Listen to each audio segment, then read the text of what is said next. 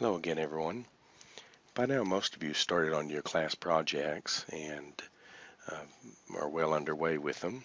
We've got a few different areas of interest this semester, one being Mount St. Helens, another one the Great Smoky Mountains, and another one the Grand Canyon area.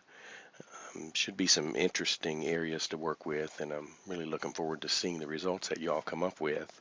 So that's great. I'm excited about this. I hope you guys are excited about it as well. We've got a lot of interesting areas there, and you should have no problem finding data for these areas as well. So, from at least from what I'm seeing here, um, so I think this would be a good semester for working on the projects. Easy to collect data, and what I'm going to do over a series of videos, and trying not to make them too long. It's a challenge to keep these videos um, in a small size. But what I want to do, especially in the beginning, I'm not going to show you everything on the projects. There's just not going to be time to make the videos for that, and plus I want you to discover some things on your own. But at the same time, I understand where this project can seem so large at first that it seems a little bit overwhelming. So what I want to do is try to ease your apprehensions there, I guess, a little bit, and give you a demonstration using a working model of my own. And what I thought I would do is kind of follow along throughout the semester with you with a project of my own, and I'll use it as a means of developing some examples for you. And so again, be sure to add your own creative touch to all of the things I'm showing you. I'm just showing you just one quick way of doing something.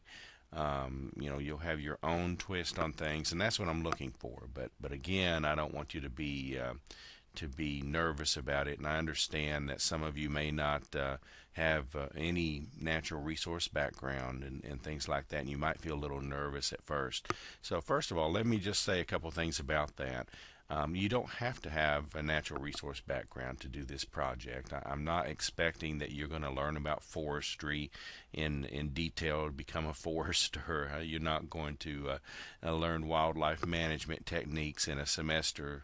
We're looking at applying GIS tools to an example, and the reason I chose this example is one, because of my own bias and interest of this. This is a background that I have in a lot of these areas, but more importantly, natural resources, that just the field in general, natural resources, which I'm using in general here to encompass things like the forestry, recreation, wildlife, so forth. This field was one of the first users of GIS technology. So today, if you're coming into GIS today, you may not have an appreciation for that because GIS is so widely used for so many different things now. But natural resources was really one of the first users of GIS, and even to this day, probably the largest or one of the largest users of it.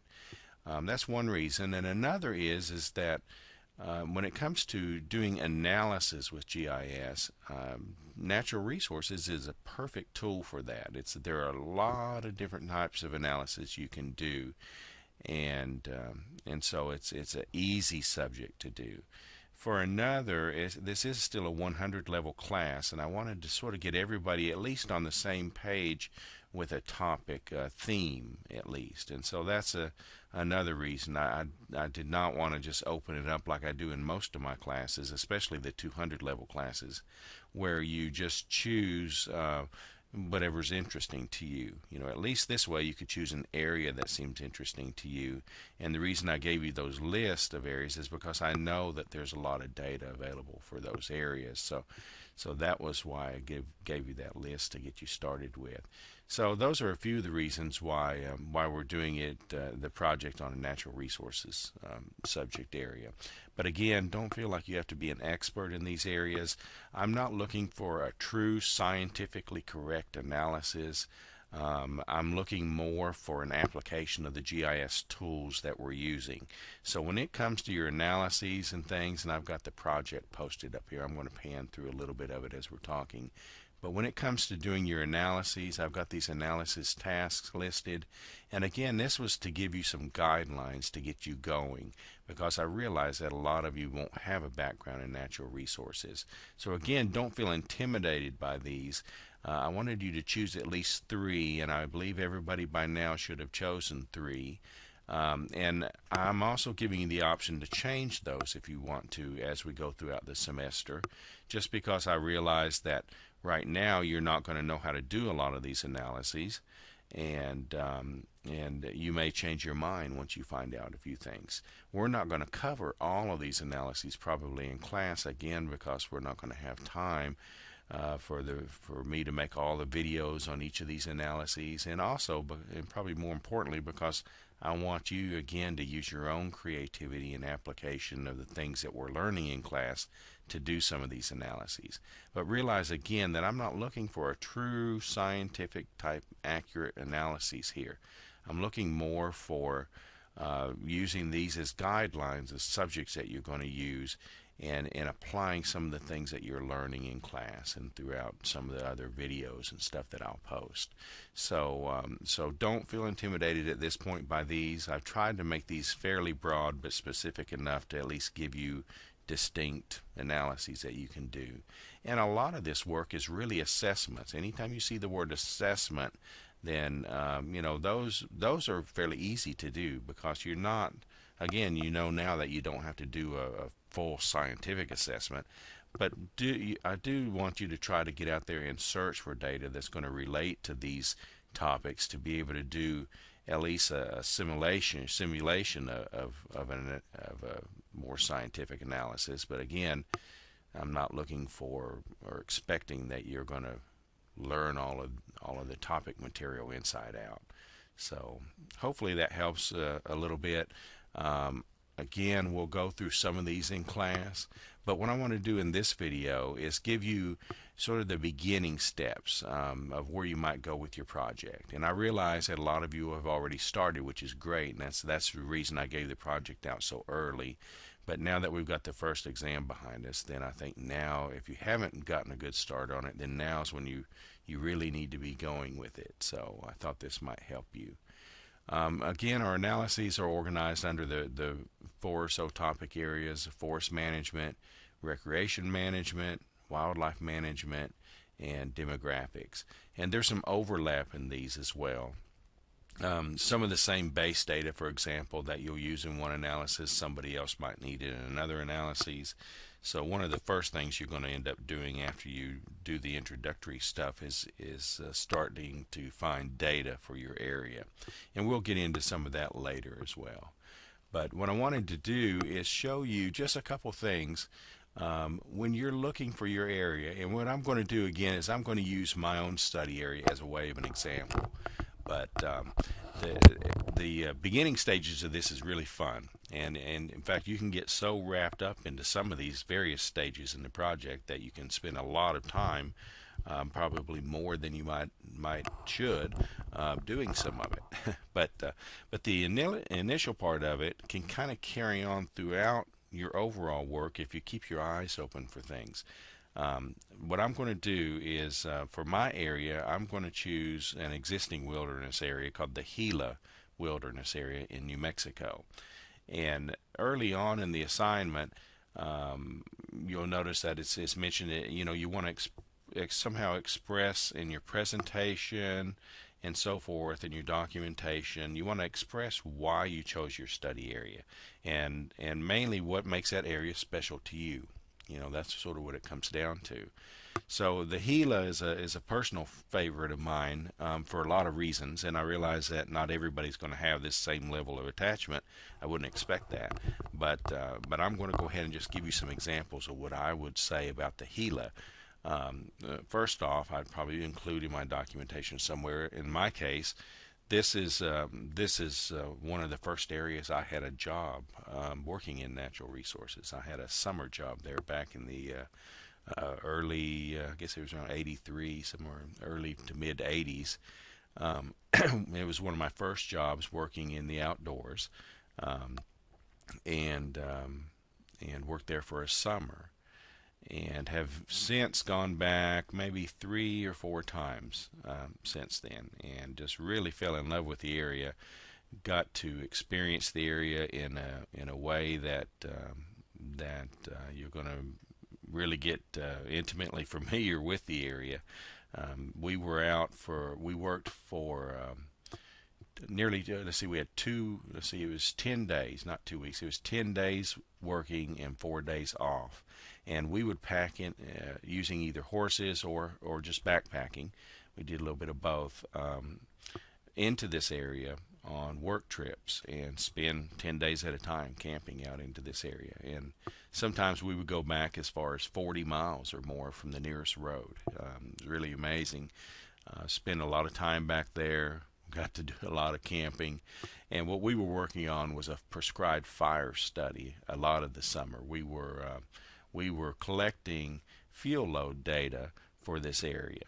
And so we were trying to measure the volume of woody material that was on the ground, basically. And doing this took us into some areas you just would not believe, off trail, literally in the middle of a wilderness, and then leaving the trail and going places where probably nobody had ever been.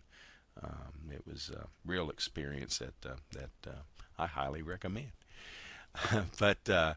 But what I would do to start off on this area is, what else is special about this area? Okay, I'm gonna go to Google Images, and I'm also going to go to Bing Images, and I just want to type in here. Let's just type in Gila. Gila spelled with a Gila, and you see right up they do have the Gila monster, by the way, in the Gila. That is like a lizard type creature. There we go. And you see a lot of people have been searching for the Gila. Well, just typing in Gila Wilderness pops up all kinds of things about the Gila. But I'm just going to leave it with Gila Wilderness and enter that. And right away, right off the bat, I'm taken to a lot of photos that instantly give me a visual perspective of what some of this area looks like. And what's really cool about the Gila is it's in New Mexico. Okay, it's in the southwestern corner of New Mexico. Closest town is a place called Silver City, so it sounds just like the true West, doesn't it? But it starts off in the high desert, probably around, I'm not sure, maybe 4,000 or 5,000 feet, and then it goes up into places where it gets up to 11,000 feet. It's over 500,000 acres in size. And it was the first, this is a special thing about it was the first wilderness area to be set aside ever.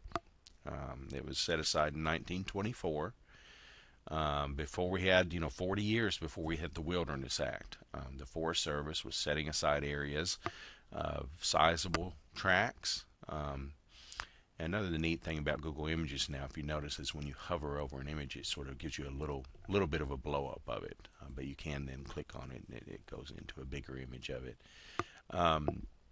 So here you can see a map, just a map they've made of the area. And you can see this one road in red that plunges right into the heart of it, and they call this Gila Center. That's where I was stationed out of. It's about 60 miles. Silver City is down here just below the area, and it's about 60 miles out this road that was just dead ends in the middle, literally in the middle of this wilderness area. And luckily it's blacktop. Be kind of cool if it was gravel to me, but but it was blacktop even when I worked out there, so it's been paved for quite a while. The area to the east out here is another wilderness area called the Aldo Leopold. It was more recently designated, and it would have been like an addition to the Gila, but there's a road that splits the two areas. Other than that, it's a pretty continuous block of wilderness.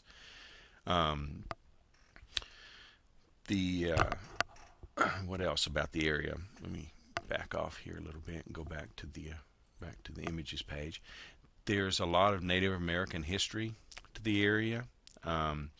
Geronimo, if you're familiar with Geronimo, was one of the last holdouts, I guess, from during the Indian Wars and stuff in the late 1800s. Geronimo was born in the middle of this area.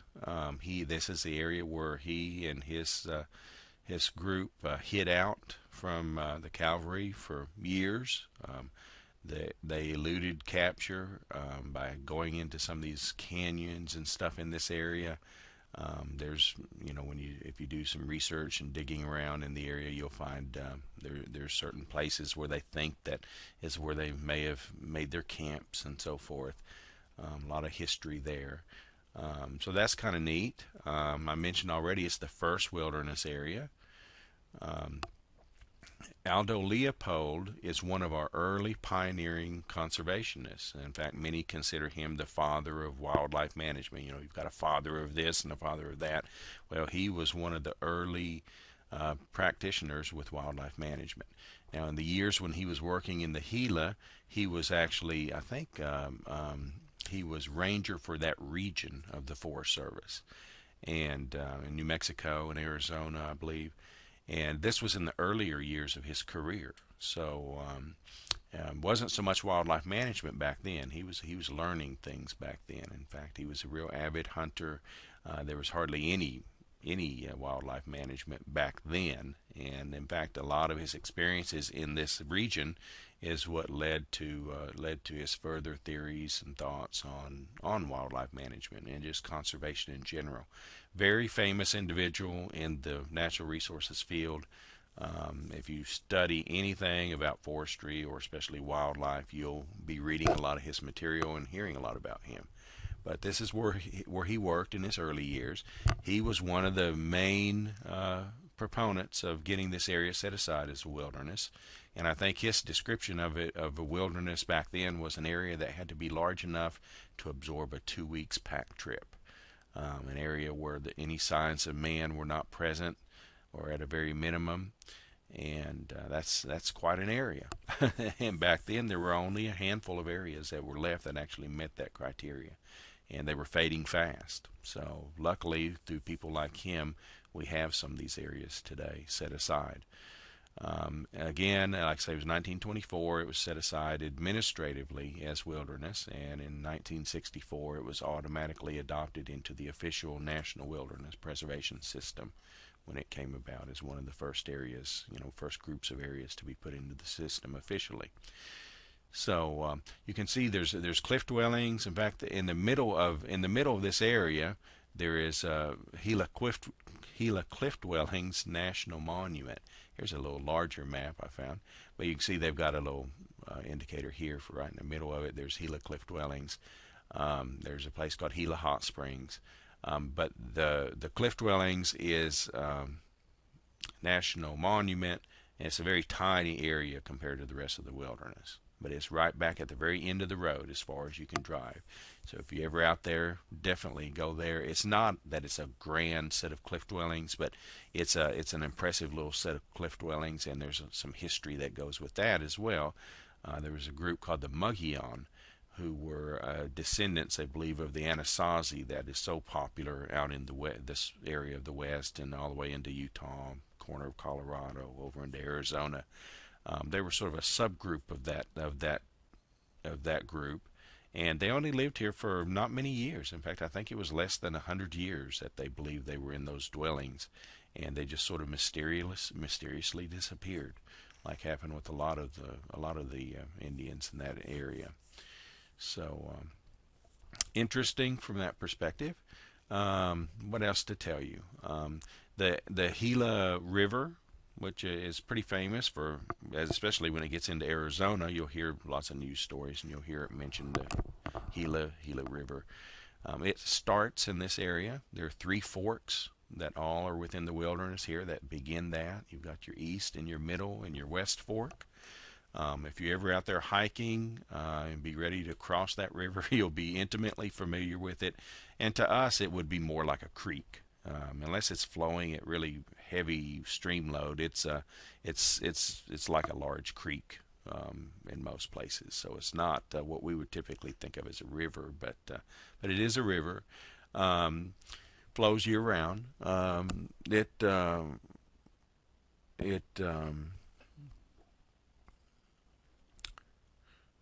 else? Trying to think what else to say about the area. Just sort of an introduction. These are the kinds of things that you'll want to think about for your area, I guess, basically. You'll want to find out what makes it special, what is unique about it. If you have any personal experiences with the area, it'd be neat to throw those into your presentation a little bit. Feel free to throw in some of your own slides a little bit when you're introducing the area. It's easy to kind of get carried away with it, but you'll want to initially sort of collect a lot of information and put that in your project, especially at least in your folder for your presentation folder. You might have a draft folder or something where you're collecting things. Be interesting to kind of see the development as you proceed through your presentation. You're gonna collect a lot of images and so forth, and you'll pick some of those out to put in your actual presentation. But if you want to throw those pictures and stuff in a drafts folder just so I can see them, that's fine. I enjoy that kind of thing. Here's interesting. Here is a small scale, which means large area, map of that region. It's probably a 1 to 100,000 or 1 to 250,000 scale map. It's loading pretty slowly on my end, but there's a big topo map. Now, of course, this is just an image. It's not GIS ready, most likely, but it does give an idea of the region, and that's kind of interesting. Let me go back. It's taking a while to load. Scroll through here and see some other images. Here's the cliff dwellings. There are cliff dwellings scattered throughout the area, but this is the main area they call Cliff Dweller Canyon. And you notice there's lots of websites that goes with all of this stuff. And a neat thing when you're using Google Images is many of the images that you see, it will take you to a website that's very relevant to what you're looking for in many cases. So on this one page, you can get a lot of information just about the Mogollon, I'm sure. So that'd probably be something I'd want to bookmark. If you're running Snagit or an image capture tool, feel free to use that as well. I have a tool on my end, and I don't expect that everybody's going to have this, but it's very handy if you do. If you have Adobe, doesn't come with Adobe Reader, I don't think, but if you had the full version of Adobe, there's a little capture tool that they have that converts a current web page into an Adobe PDF file. Sometimes it doesn't work very well, but most cases it does, and it will capture these screens for you as well. Something else to throw out while I'm thinking about it, I mentioned in some of the somewhere I think I mentioned to you about using Dropbox for sharing data. There's another great tool out there called Evernote. Okay, Evernote. It's free. And I've just started using it in the last month, and I had read about it in an article I was reading and I highly recommend it. I love it. It's sort of like the similar concept as Dropbox. It's that you can store basically thoughts, files, links, which is why I mention it here. If you see an interesting link and you guys want to share that, you can each get an Evernote account, and you can set up folders. They call them what do they call them? There's it's like a you can designate journals or books. I forget the term they use, but basically you can create the equivalent of a folder within that, and you can share that. And that way you're not sharing everything you've got in Evernote. You can just designate a certain notebook, so to speak, to share. And if everybody has their Evernote accounts, you can just set up a notebook for your project, and you can share links back and forth with each other. So when you found a site like this, you could just capture it, either a screen capture of the URL or the whole page or whatever, and you could put that in the Evernote shared account, and everybody would have access to it then. So that's just something I wanted to mention. Some of the photos here, this canyon type photo is very typical of the Gila, and you can see how it's got this inner gorge in here, one of the higher peaks in the background. Lots of websites out there about the Gila, I'm sure. Check with the agency that manages your area. They're going to have, most cases, a home page for your area and lots of subpages. Since all of you are doing it at a national park, just go to the Park Service site and go into their main site, nps.gov, and you can select your area, and they'll have a wealth of information, videos, pictures, maps. Again, these maps at this point might not be GIS ready, but at least enough to give you a good introduction to your area, let you pick out interesting sub-features within your area. Some of your areas are going to be so large, you're not going to cover all of this area in your project. You're going to want to include a map somewhere that shows all the boundary and give a summary of the overall area, the sort of the general introduction to the area. But when you're doing your analyses and things, just pick, in a lot of cases at least, pick smaller sections of your area to do those analyses, unless it's one that, and again, this is up to you. If you're really gung-ho and you want to cover the whole area with it, that's fine. But especially on some of the more detailed analysis, like if you were doing a view shed analysis or locating a fire tower site or something like that, don't include the whole, all of the larger national parks in that. Especially pick some region of the park or something and do that in. So just also wanted to mention that. So here there's some pictures of the higher elevations of this area, but just real quick, you can see just through just typing in one keyword, I can get literally hundreds of photos of the area. Okay, and the same thing with Bing. You can go to Bing and type in Gila Wilderness,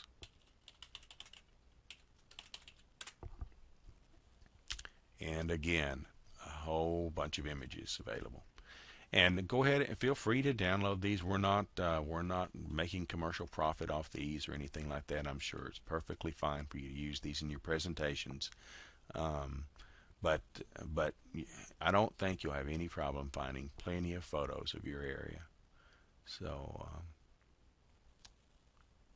another neat thing on the Gila to mention is that just scrolling through some of these images reminds me that they have several hot springs in the area, and most of these are not grand hot springs, but they're nice. They're just nice enough to get a nice soaking and relax after a day of tough hiking.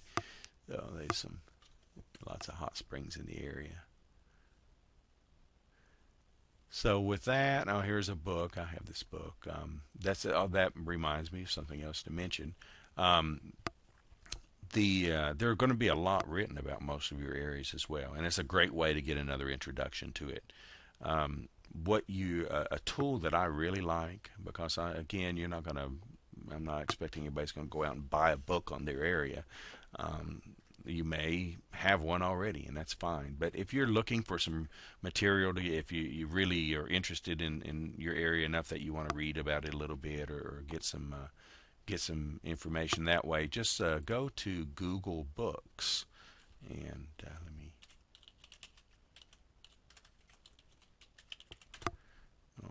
go to Google Books, and oops, looks like it's not taking me there. Let me just type Google Books. Okay, and we can search real easy for these things nowadays, the way the browsers are set up.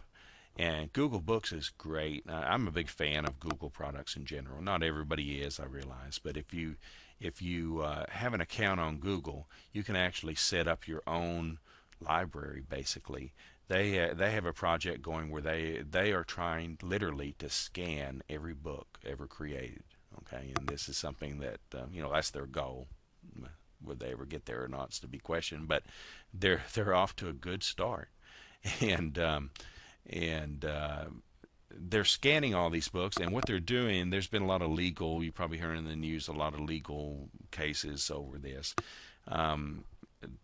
They were more readily putting those books online that you'd actually read through them. Now they have this tool that it depends on the publisher and what permissions they've given them, but in many cases they at least give you a nice snapshot of that book, and in a lot of cases they actually let you read a big chunk of the book online on their site. And once you find things, you can store it into your library account. So I'm going to go ahead and just type in Gila Wilderness, and I've got several of these. This is an excellent book here. There's the one we saw a minute ago. This book here, I'm going to click on it because it's by a brand that you might want to check out. This company, Falcon Press, has produced all kinds of hiking books, scenic driving books, a whole series of outdoors related books on nearly every recreational, especially national parks, that you can think of. So I mention them because I can guarantee you for all of your parks they're going to have something on it. And in this case, they've got an entire book dedicated just to the hiking trails in the Gila Wilderness. And here it pops up into this page view, and here this is one of them that lets you view a big chunk of the book. So you can literally get to a lot of books right here for free, and anything that's highlighted in blue is parts that are letting you access. So you can see in this case it's most of the books, and so it has all the trails in it, or at least nearly all of them, and lots of information that you can get at. And there are, nearly any book you're going to think of or come across, Google's going to have it in there. And how much of it they let you read or not, I don't know. But you can look it up here. You don't even have to go to the library. You don't have to buy the book, anything like that. Just go through here and just read some of the introductions. And so,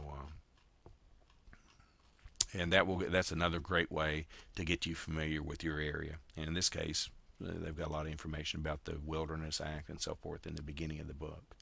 So check that out. Google Books, great resource. When, like in my case here, I've got this now. I can add it to my library with this button here, and if I don't already have it in there, and I have to log on to do that. But usually it remembers that I'm logged on. But I'm using the Firefox browser right now, and I guess I haven't logged on with Firefox. So. But anyway, check that out. Another good resource. And I think I'm going to stop there, try to keep this within 30 minutes. And just wanted to get you started with that. Feel free to collect information as you're going through your project as well. But in the beginning stages, if you've not already been doing something like we did in this video, then you need to be doing that up front so that you start getting some background information on your area. And we'll have more videos coming to show you about lots of different things, locating the area with GIS data. We'll have some videos on data sources and using different data types, manipulating some of that data and so forth. Also, I'm reminded to tell you to check out videos that might be available on your area as well. I found a great video on the Gila on YouTube, which is a great source. Again, it's free, another Google related service now. They have, in fact, they had one video that was about 30 minutes long that I had acquired way back in the in the late 80s, I guess, early 90s, somewhere in there. And I had never seen this video. It wasn't a commercial video. It was produced by a local television station out in that region. And lo and behold, somebody had uploaded, or the TV station had done it. They had uploaded that video in its entirety to YouTube.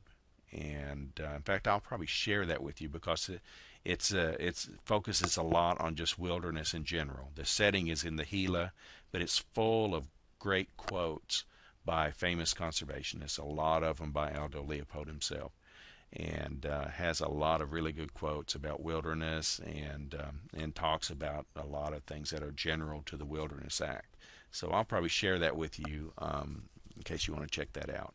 But if you find anything like that on your own, what I would do is just start in Microsoft Word and start me a references list, and you can just use cut and paste for now. As you find sites, just cut the URL and paste it into your Word document, and it'll be a handy reference list for you to go back later as you're cleaning your project up and formalizing things and stuff, and you want to put a references cited in the report part of your project. Then you already have all these links set up, and it won't be hard to finish doing that. So that's another tip that you might want to follow. So lots you can do at this stage of your project, enough to probably have been keeping you busy already for a while. But if not, then this should definitely get you started with some of these resources. So we'll have more videos to come, and thank you.